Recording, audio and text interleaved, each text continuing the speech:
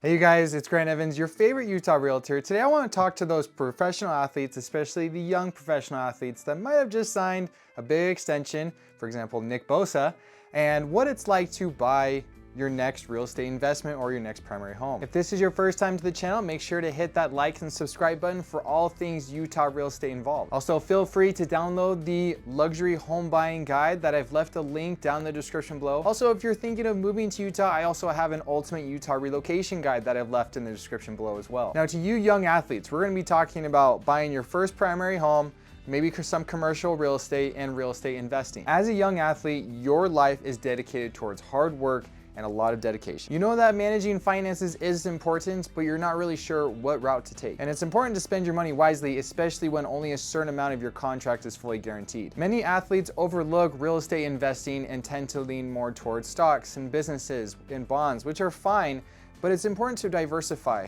and include real estate in your portfolio. The reason real estate is so important is because it has a lot of long-term effect when it comes to investing. So you want to make sure you have something way down the road, even after you're done playing, that you have something that'll help you create wealth and keep that wealth going on for the rest of your life and down generations to come. Real estate investing has proven to be the most effective way to generate wealth in the long term.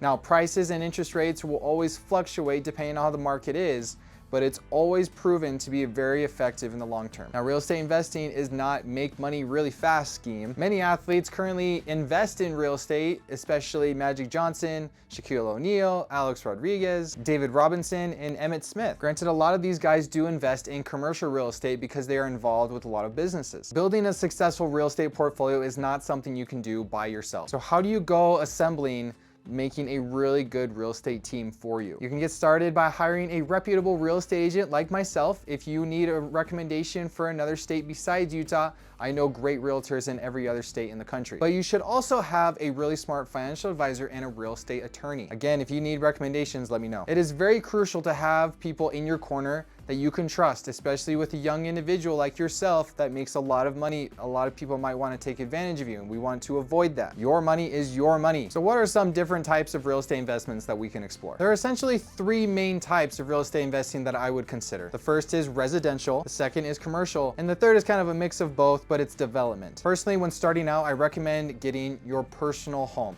If you are from Florida like Nick Bosa is, and you are playing for the San Francisco 49ers in Santa Clara, it might be really smart to have something in Florida where your home base is. But it also wouldn't be a bad idea to buy something in Santa Clara that can help you promote recovery and you make yourself feel comfortable while you are there during the season. If you can only choose one or the other, I would recommend buying something where the team actually is, in my opinion. And when you are not using that home during the off season, you can always rent it out or use it as an Airbnb or just leave it vacant. But if you allow yourself to rent the place during the off season, you can even make more money that way. I would recommend hiring a property manager, especially if your home is more on the high-end side of residential real estate. The reason is because you want to make sure that the tenant is taking good care of the home, that when you come back, it's going to be perfect and pristine, and it's going to be really nice when you come back. Now, when you're looking to buy your first home, I would recommend buying in cash if you can. If you can't and you want to take out a loan, that is totally fine, but just know buying in cash is ideal. Financial gurus will tell you that being in debt is okay.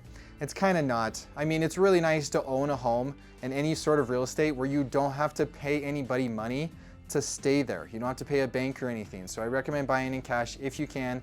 If you really want something that's $10 to $20 million and you feel like you need to get a loan for it, we can definitely look into that. Make sure that the payment is comfortable, or you are done playing your professional sport, that you can be able to still make that payment. I have known people, especially during this time that prices have gone down year over year in most states, that they have a hard time selling it because they want to get rid of it, and because they have a mortgage on it, they can't sell their home and make a good profit out of it because they have so much left on their mortgage. So we want to be aware of that. Now, with commercial real estate, we really want to look into places that have a good location and making sure that the business that can go in there is going to be a business that can pay you rent. I would recommend putting money into a larger development, like maybe like an apartment complex, or maybe a strip mall, or even a mall itself, something that's going to generate quite a bit of money. If you put money into maybe like a brick and mortar place, like a retail store, you know, if that business does not do well, you might not make money from their rent. The same with an office building. If you own the whole office building, then that's great.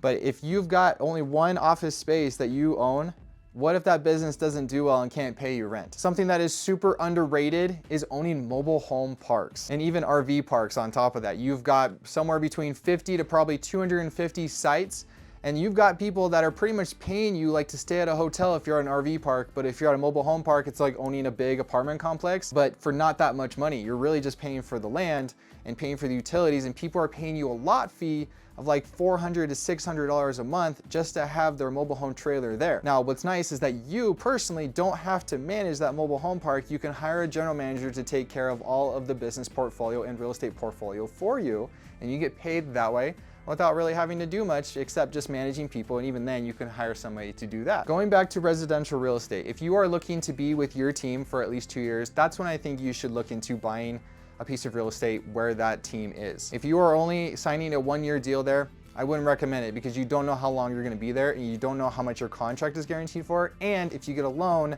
it's not guaranteed that the bank will give you a loan because your contract is only for 1 year. So that's also why I say pay in cash if you can. Now, real estate investing always comes with its challenges and its risks. There are always risks like market fluctuations and property management. Now, you'll be able to mitigate it yourself through research, maintaining a financial buffer, and having a good property management team in place. Development can be a really good real estate asset to have, especially if you have a lot of cash on hand and you're able to develop residential areas or commercial areas with apartments or places with single family homes. If you think of builders, nationwide builders, you've got people like Richmond American, Century Homes, Lennar. They put a lot of money into, even D.R. Horton, they put a lot of money into land, develop it, and then sell off those homes that they build. They make so much money, it's ridiculous. And they have investors that they partner with that D.R. Horton will come up to somebody and say, look, we need $5 million to buy this piece of land and put in all the infrastructure to put in 500 homes in this 50-acre community. Now, you would get paid off each sale of the home, theoretically, depends on the contract,